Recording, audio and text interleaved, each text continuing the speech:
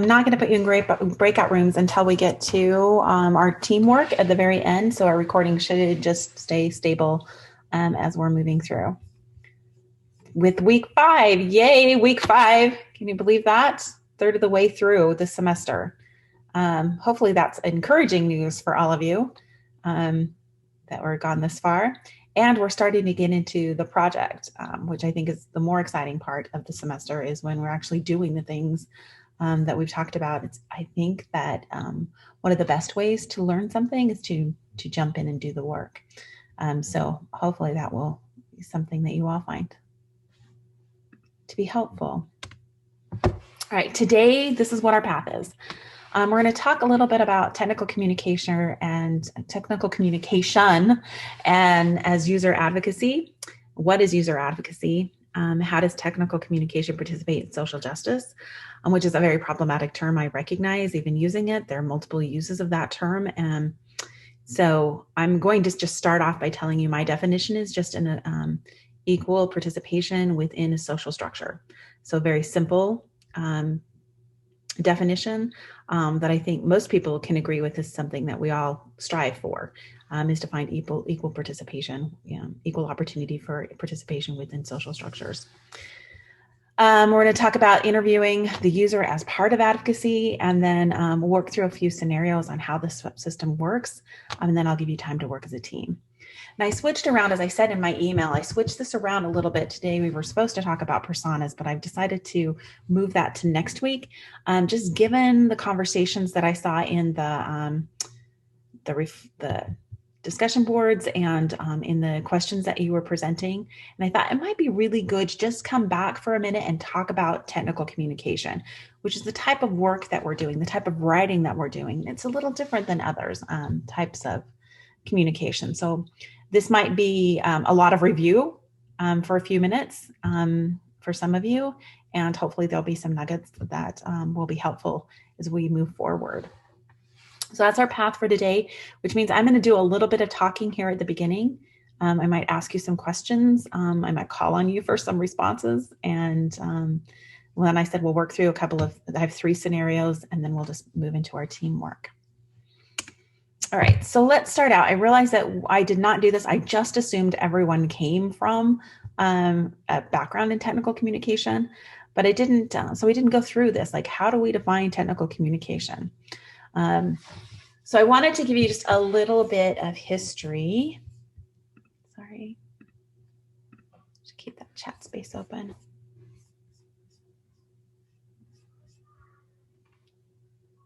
Okay, make sure thanks, Emma. Okay, so history of technical communication as a field.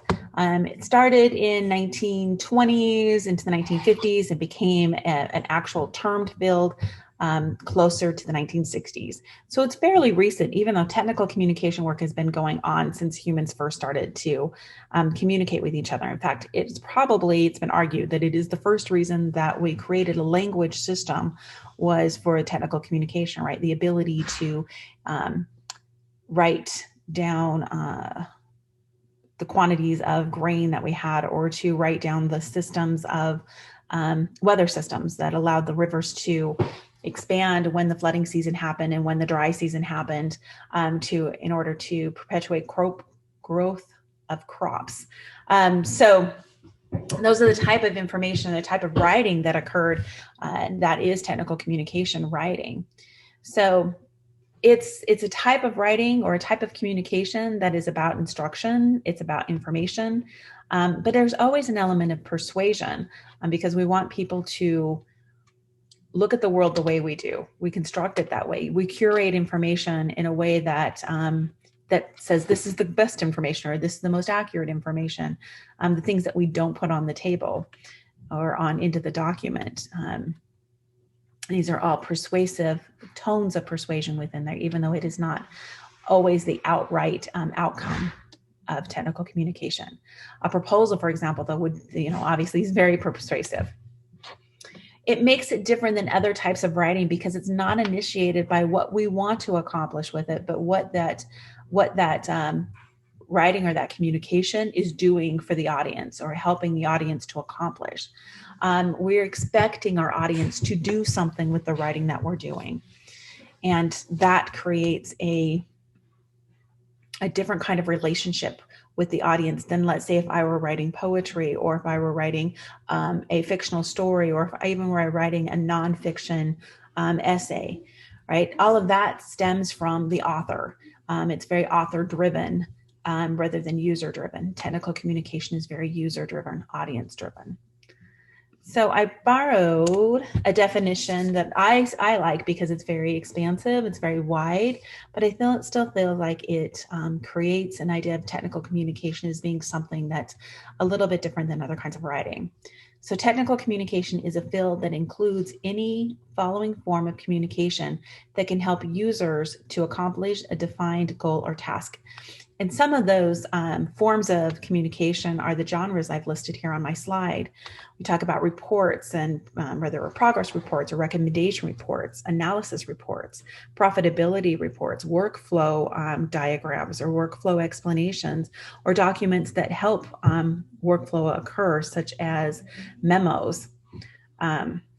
Their instructional manuals, instructional videos, fact sheets, web pages, white papers, executive summaries, data visualization, product documentations, policy documents, and procedure documents.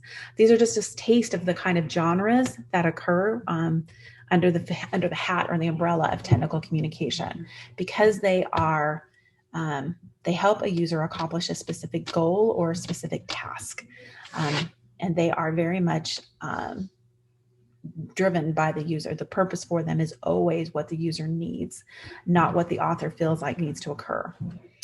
And that makes technical communication a problem-solving tool. If there's a problem happening within a workspace, if there's a problem happening within a social space, the type of work that happens to solve that problem usually involves technical communication or a technical communication skill. When society first comes together and we're gathering a set of rules to guide this society, right, that's technical communication.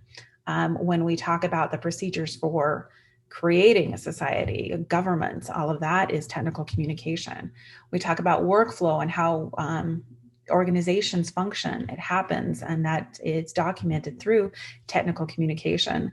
And then it happens through technical communication, such as the reports and the memos, right? An organization is built on and functions through its documents. It builds its identity through its documents. I didn't put mission statement on here, but that is a technical communication document as well. The biggest one, though, for me, is that technical communication creates an opportunity to engage with political and social systems. If I think about the way that I engage with my government, I do that typically through a phone conversation where I am advocating for something, or an email. I might put my vote. All of the documentation that occurs around placing a vote is technical communication. If I want to register my car so that I can participate in my social that way, I have to use forms to do that. Forms are a part of technical communication. The process of going through that, the instructions of how to do that, is all technical communication. So these are all access points to participating within my communities. It all happens through technical communication. And as I listed below, some of the ways, the genres that are used. So some of the expertise or the skill set that belongs, like how do we do this kind of work, is the hallmarks of technical communication is always clarity, right? We're creating clear information. Brevity, that's where we don't add any extra information that can get in the way of clarity. We want to be concise with the information that we give, so that it doesn't get bogged down with additional information.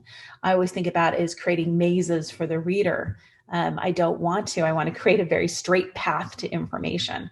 I don't want to put barriers in the way of getting there. When I read like a philosophy document, or I'm reading something that's very heavy theory based, it's very interesting to have, reading through and these very complicated and very dense paragraphs and complex sentences. And I enjoy the time that I have to spend in that to think through what they're trying to tell me in this theory. But that's not technical communication, right? That's a different kind of communication. It isn't clear and it's not brief, and it is so on purpose. It serves a different kind of function than if I'm writing technical communication, where I am trying to get my information as clearly and as easily to my user as possible, because it's all about that experience for my user. Some of our other skills are it's hyper organized, right? We are very clear about the way our information, we are very, very upfront, transparent about the organization of our documents. This is where heading structures came from, and where proximity and prioritization in a document comes from. It's a technical communication skill to organize information, to create a flow of information that makes sense to the user, that is usable to a user. Accuracy is vital to technical communication. Is we don't perpetuate anything that is misleading, but we try to be as accurate as possible with the information that we give, so that we are a trustworthy source of information. We use textual tools, words, paragraphs, punctuation. We use visual tools, graphs, images, charts. I was trying to think of others, right? We use formatting tools, bolding, right? So we can create structures that way, bullets, tables, which might actually be a visualization as well. We use color. These are our formatting tools. We use margins and framing. We use lines. We use underlining. We use emphasis. We use italics. We use different fonts. We use size. We use alignment. All of these are formatting tools. Auditory tools. We speak technical communication in videos. We use sound to create information. A siren, for example, is a part of technical communication that conveys danger or conveys immediacy. And we use tactile tools. I think about in terms of like touch, our touch screens are a way that people navigate through technical communication. So we have to be aware of those type of interactions. Tactile navigation on our streets is another form of technical communication. Even though it's not word-based, it's tactile-based, and it creates access to information for a person who is blind walking down the street. It is a source of information about where the street goes or how to access particular points on that street. So tactile is one of the tools that we use too as technical communication. So all of this is, we use these tools, we use these genres, which creates a special relationship to the user. It's why we use the term user instead of audience when we're talking about technical communication, is because an audience has connotations to it of somebody who is being acted upon. So I write something so that my audience enjoys it, right? That they share in this shared consciousness with me. That's a different kind of experience than when we talk about a user who's going to interact with my documents, do something with my documents. I want them to gather information or knowledge. Typically, it's going to create a flow of knowledge or create a flow of information across spaces. Instructional manuals are very specific about the kind of action that they want their users to do. But it's more of an interaction, not that more of a author to audience, where the author is creating something and giving it to the audience. The user is interactive with the designer, with the technical communicator, and the technical communicator is responding to the user, and the user's actions are creating more actions for the technical communicator. And so it is at this generative relationship between the two that makes technical writing or technical communication a different kind of writing, and its own very specific kind of writing. So is it social justice? If I go back to my definition, social justice is the ability or the opportunity to interact equally within a social structure, political structure, community, then I have to say that yes, technical communication, right? It is. When we go back to the very beginnings of technical communication as a field, and writing, so it has a strong relationship to military, because as our weaponry became very sophisticated And our soldiers, we didn't have the time to train them. We didn't have the time to make them computer scientists before we sent them in the field and give them this high-tech equipment to use. We had to create manuals that made that heavily textual, technical information available to the soldier who is going to be able to use it on the field, right, to protect their life. So in one way, we could say that technical communication was participating in social justice because it was making this information accessible to the person who needed it. So they didn't have to go to school and learn all of the things and the inner workings of a computer system. They knew how to use that machinery in order to preserve their life. On one hand, that was doing really good work as far as social justice goes. On the other hand, the more that we did that work, we created rules and we created very specific guidelines about what is effective communication, or what is correct communication, right? That it has to be in this particular way. It has to be in this particular language. It needs to be aligned in this way. And if you didn't do it that way, then it wasn't considered technical communication, or it wasn't considered good communication. And so you were left out of the conversation. So in one hand, it was creating more access to information. And on the other hand, it was limiting access to information through its rules and through its regulations and the decorum that surrounded what is good communication. I don't know if any of you have ever been shamed about like using the wrong "your" in something or forgetting a comma. These are some of the things that I've seen happen like in social media.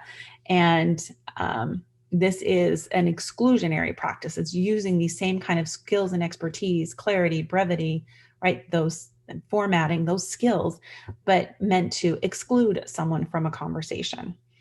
I went to...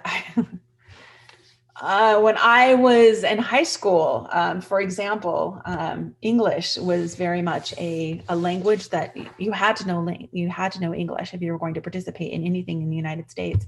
And there was a really amazing story I remember of a person who has an engineering degree that came from India, whose language skills were broken English. They spoke a very specific kind of English and not the one that would have been considered effective English under parameters of technical communication. And their information was readily dismissed because it wasn't written in the same way that we would typically write it. So there's another story that I love. Suresh Kanagaraja writes a book about the Fortunate Traveler is the name of the book. And he is a well-respected composition studies expert in the United States, but he began his career in Sri Lanka, a little island off of India. And their language structures are a little bit different in that they don't like a thesis statement up front. They don't like a lot of research. They really want a narrative, right? You need to give personal experience in order to be credible.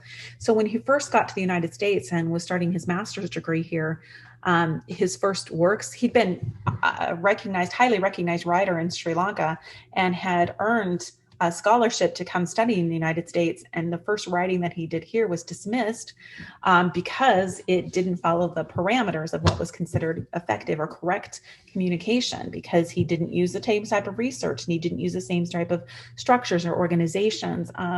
It wasn't considered clear and brief because he was bringing in these stories to help inform the information. So his ideas were left aside because they weren't formatted in the same way they should have been. And he goes on to lots of other different, over his course of 20 years, how different contexts is not just within the United States, but taking what he'd written in the United States and putting it somewhere else didn't get picked up because it wasn't the same there. But my point of all of that is to suggest that in claiming that there's only one way to be effective, first of all, dismisses a relationship with all users, because all users interact with information differently. And it negates different ways of knowing and different ways of being. So it dismisses social justice and creates exclusion to particular systems. If you're not doing this everything the right way, I put that in quotation marks. So that's why I bring in like this this relationship that technical communication has with social justice is that it has the potential to doing really amazing work, has the potential to be inclusionary, has the potential to be exclusionary. And then by itself, it isn't. It's just a particular skill set and particular genres. And it does social justice work. It's just whether we want to be consciously aware of what kind of social justice work it's doing.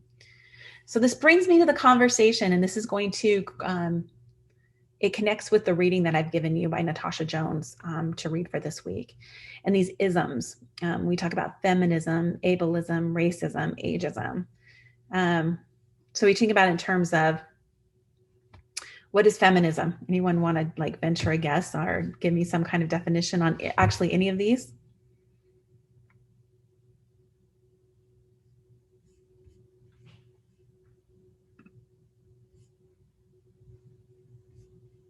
Ooh, was that too heavy of a question for a Monday? Feminism is basically just like equality for the sexes. Oh, I like that definition, right? Yeah. Where traditionally a female voice has been marginalized, feminism is a lens that we put across to see how the relationship between gender occurs and what that relationship is causing or creating within a specific space. Awesome. So what about ableism?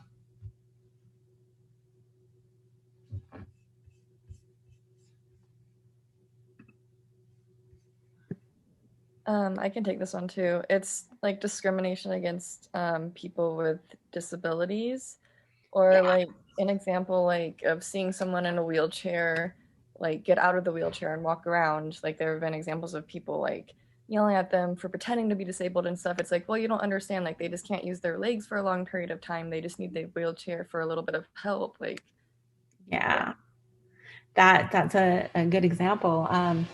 Yeah, this is, my little niche in the world is ableism and the assumption that all bodies function in the same way. And if they don't, there's something wrong with the person because their body works differently than what is considered typical.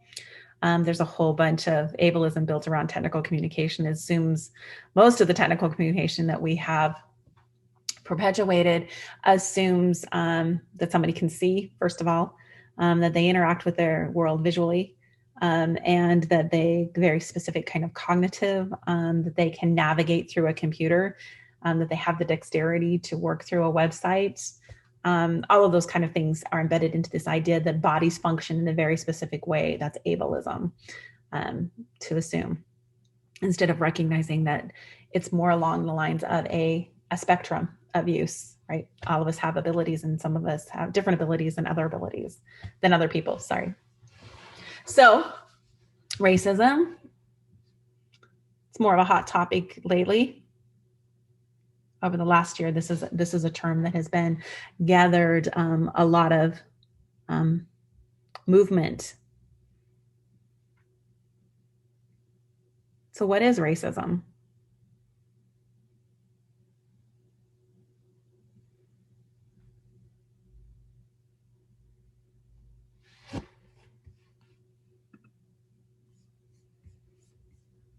So if feminism is about gender equality, ableism is about the ability, right, human ability, equality. So racism then is about that same kind of idea, only attached to race.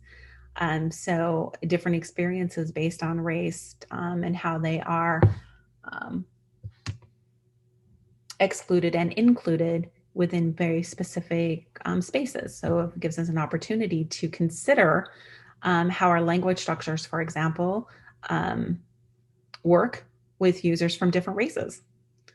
So different experiences, different cultures we have very much rooted, technical communication is rooted in Western tradition.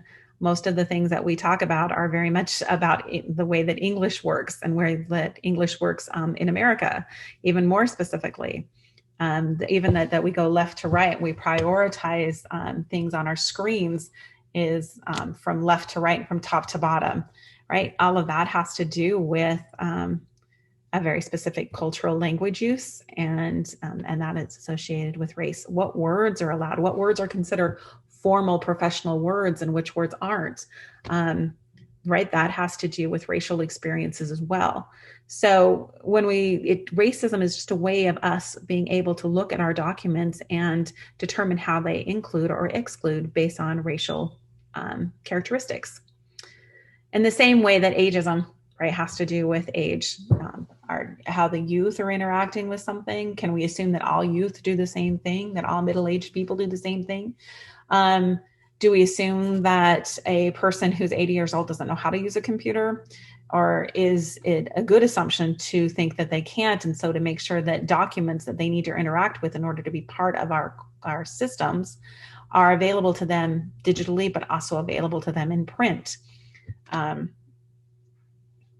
That's a way for ageism to give us a lens to look at who is being included and who's being excluded by the way that we are creating technical communication. Because remember, everything we're doing is supposed to be for the user and available for a user across all of these identities, right? It isn't for one particular kind of identity, but we have to think about gender. We have to think about ability. We have to think about race. We have to think about age and all the other ways that a person can identify to make sure that our users, all of our users, have equal access to the structures that we are perpetuating through our documents. And that's the work of technical communication. It has always been the work of technical communication. Before the isms even became a thing and we had something to talk about it. That's what technical communication is doing. So when we ask this, it's when we create access, that's what we're doing with our documentation, is we're creating access to political and social systems. We always ask for who is in and who is not included in our user. And this is all part of that. The participation for this week is a reading response. So the Natasha Jones article, and if you've taken a class from me before, you might have read this. This is generally one that I put out there because I think she does a really good job of explaining technical communication as a work for the user and a user being identified across identities.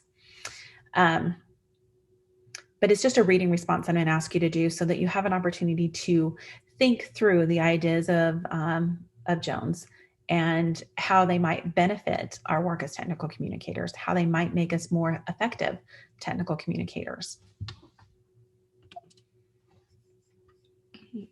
So, interviewing is part of advocacy. So our purpose is problem solving. Let's go back to our scenario for just a minute. What is our purpose? We have started down this path. We're working with users. What's our purpose?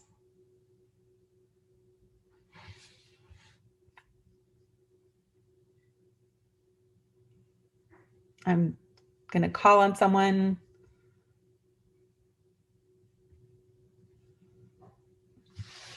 Jaden, are you with us?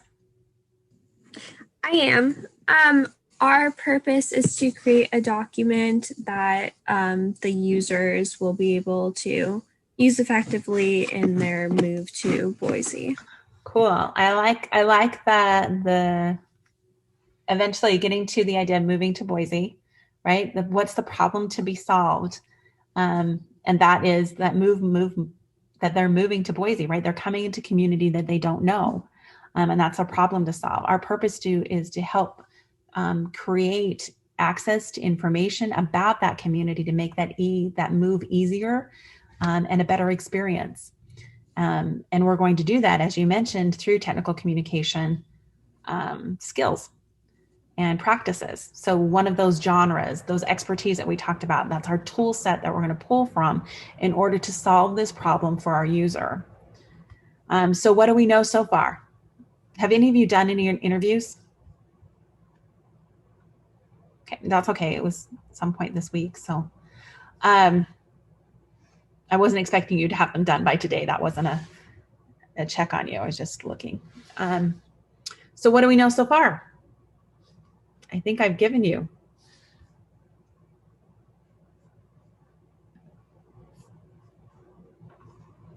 Soraya, what information do we know so far?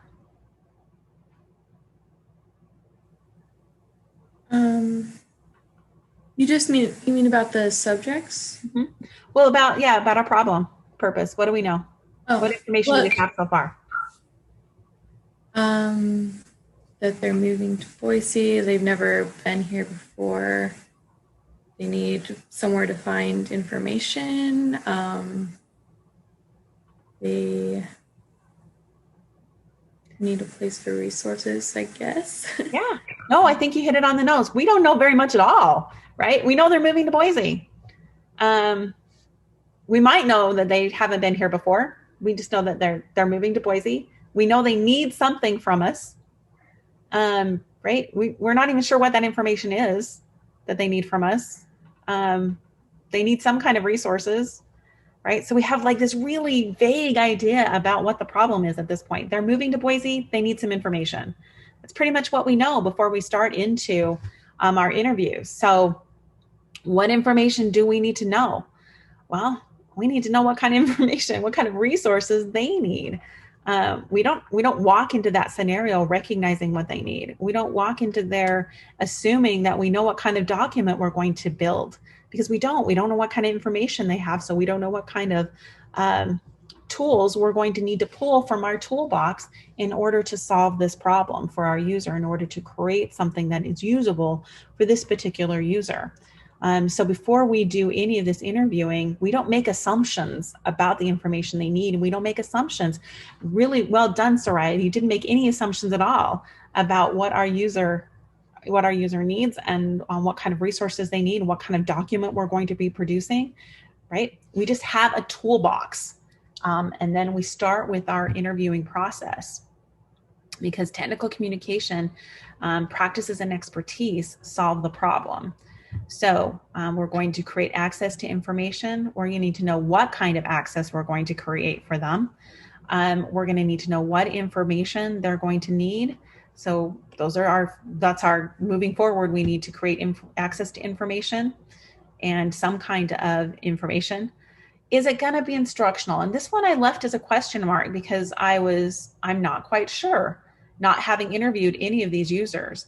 I don't know if they're going to need some kind of instruction about how to locate information, or if they're just going to need a list of resources and where they can find them. I might need to put in there, like, if you're looking for, you need to register your vehicles when you get here. So here's some instructions on how to get to the DMV, right? I'm not sure if that's something that my user needs or not. Because I haven't interviewed them and I don't know. So it could possibly have some elements of instruction in it, but mostly we're going to be informative. We're not going to be persuasive. We're not trying to convince them of anything. We're just trying to give them information that they can then make decisions about what's helpful to them, that they can find these resources. Okay. Any questions so far? Have I convinced all of you that technical communication is social justice work? I haven't seen any signs yet there.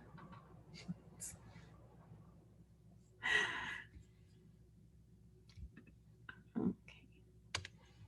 So let's practice a little bit. I have 3 scenarios here that we're going to work through. Now, remember, we're technical communicators. We have a particular type of skill set, right? We know how to do design work. We know what the design process looks like. We have some genres that we can pull from. We also have a set of expertise that we can pull from. So we have process, we have tools that are genres, and we also have designing tools and skills over here. So we have 3 things that we can pull from our toolbox in order to work within the solution or work through a solution in these scenarios. So our first one is that no one in the workplace is sure who is responsible for tracking company-wide production distribution. There are 5 regional representatives who developed their own monthly reports. All right, here's our problem, right? Nothing's happening. It doesn't feel like anything's happening company-wide, but there's 5 different people who are doing this work down below. Where do we even begin? Any ideas?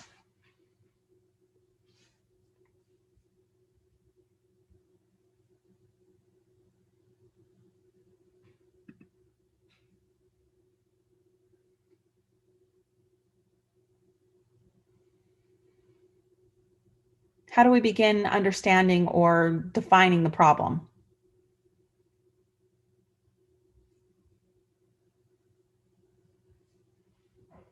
Who would you talk to?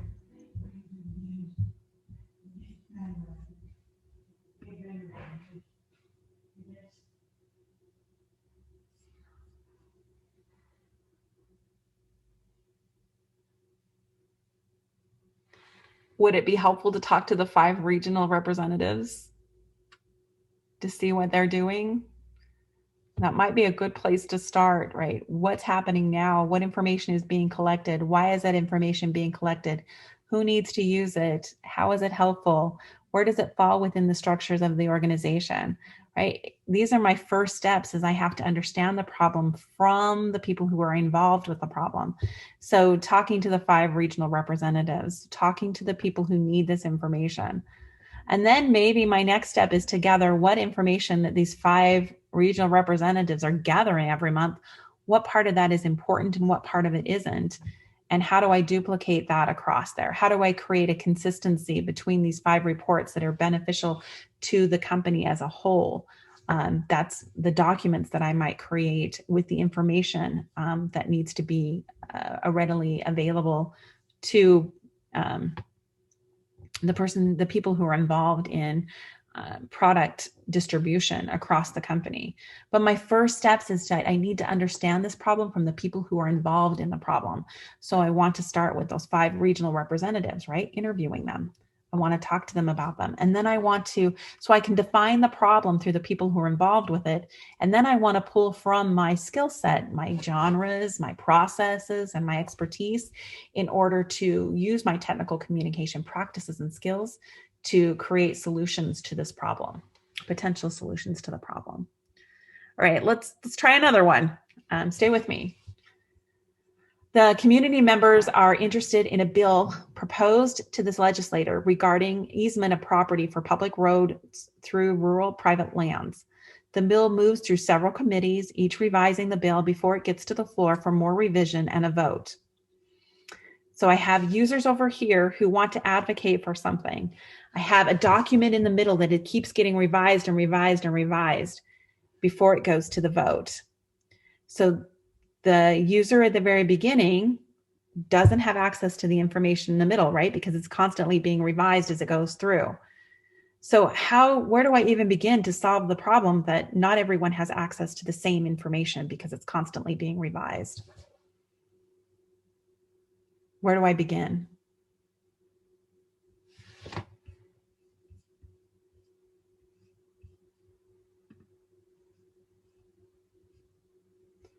Harley, do you have any ideas for us?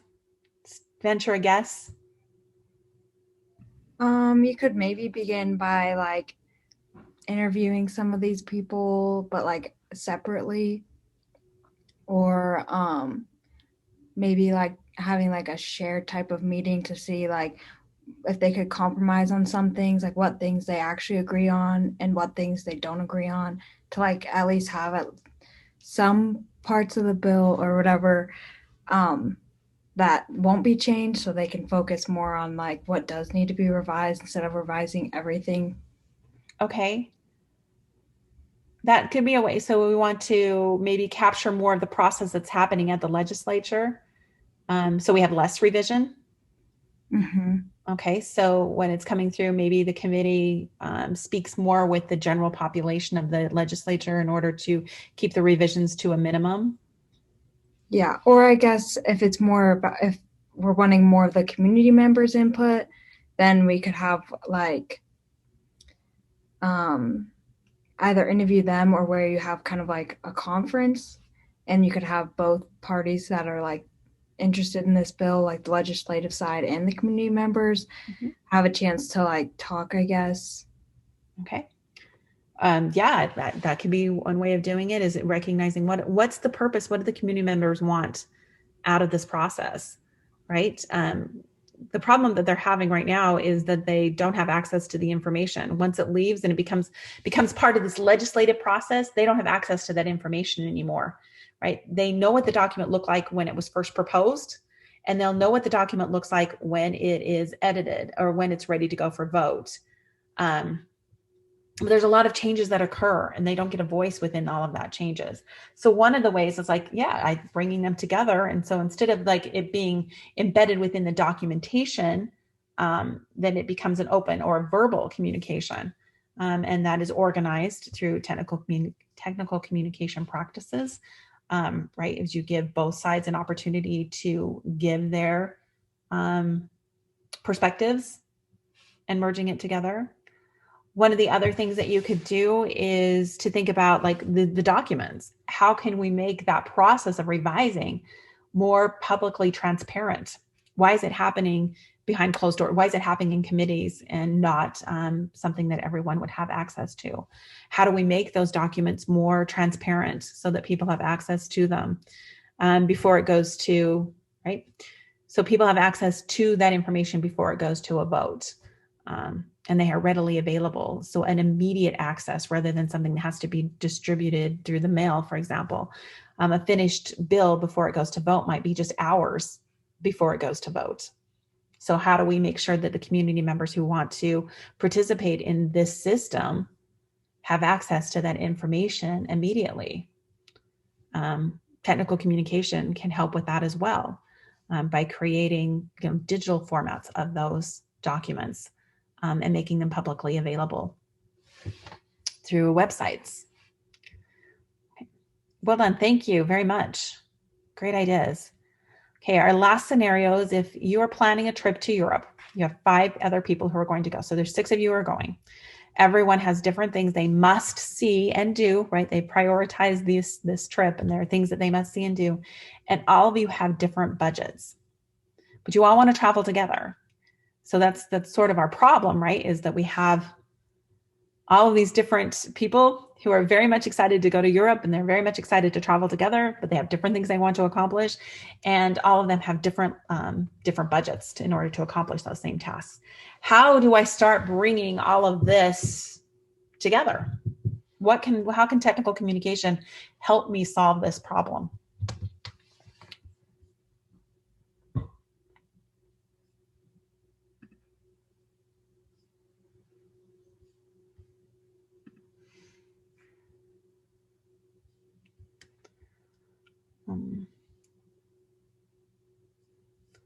Lucy?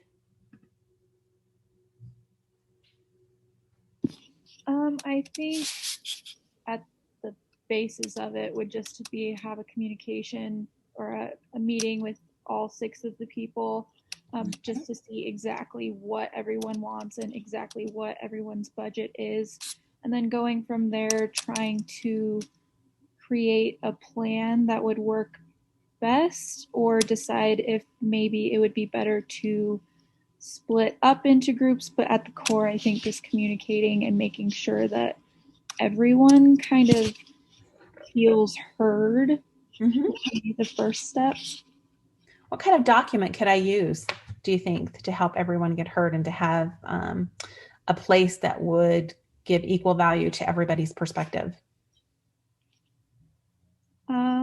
I think you could do like a basic document, like Word document. Everyone just puts in all of their information, and then from there could do more of like a calendar or something. I'm not sure. I like a calendar because the calendar divides it in by days, and everyone could put their information on what they want to do that day. What do you think about a table? Yeah, I was going to suggest a spreadsheet or like an Excel sheet. Oh, yeah, it's a great idea. A spreadsheet, Excel sheet where everybody gets to put all their information in. Even then, you could add color coordination on like prioritization. I have something that is a yellow. I have something that's a red I absolutely don't want to do.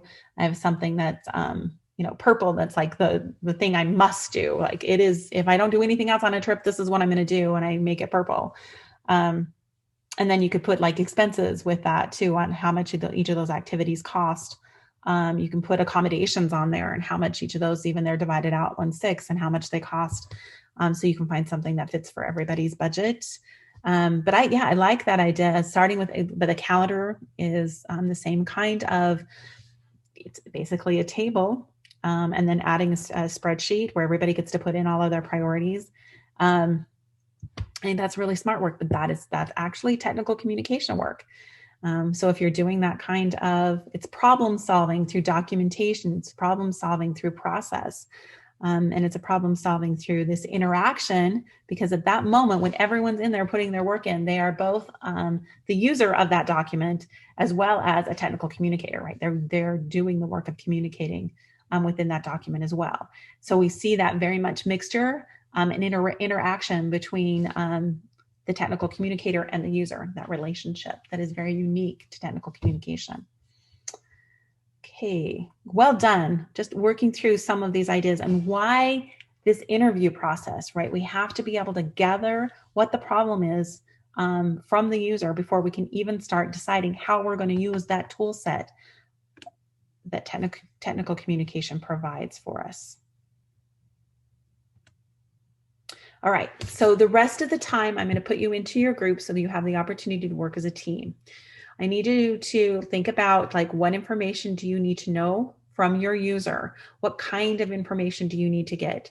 Make sure you go back through your questions and make sure that they are open-ended, right? They're creating dialogue and opportunity for your user to speak to you about their experiences and about their resources that they need, and what kind of interactions they need in their new environment coming to Boise. Think about what kind of information, how they want that information delivered to them, not just the content, but the way that it gets delivered, the kind of design that it needs to be. Is it something that needs to be interactive? Do they work or appreciate like visual interaction as well as textual interaction? You can talk about digital versus print, or if they need both. You need to determine who's asking the questions and who's taking notes in your questions. I prefer that you didn't record these. I never heard back from our IRB, but it is, having been through several situations where it's been recorded, it can be offsetting and off-putting to have my words recorded as a user. So to put our users at ease, I'm going to ask you not to record, but to take notes. So you'll need somebody that is asking questions and someone who's taking notes. And then to make sure and those of you who have not made contact, by contact, I mean you have reached out to them and they have contacted you back. So you've already established some kind of connection to your user. If you haven't done that yet, I need to know, especially if you've reached out to your user and they haven't replied. That's information that I need to know so that I can see if there's a disconnect in the communication. Okay, any questions before I put you into your groups?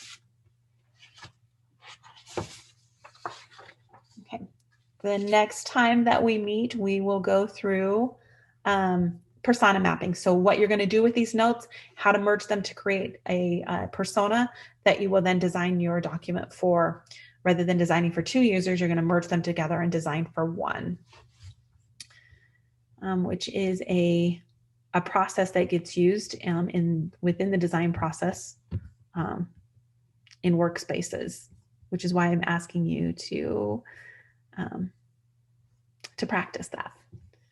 Okay, I'm going to go ahead and stop sharing. Come back here and I'm going to stop.